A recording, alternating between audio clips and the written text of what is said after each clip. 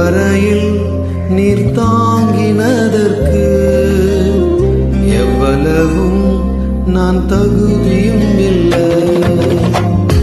என் வாழ்விலே நீர் பாராட்டின தயவுக்கெல்லாம் நான் பாத்திரனல்ல.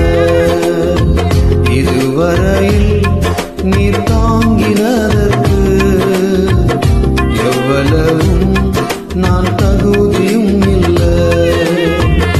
மாறாமலே உடனிருந்தி விலகாமலே நடத்தி வந்தி. மாறாமலே உடனிருந்தி விலகாமலே நடத்தி வந்தி. ஆச்சரியமானவரே,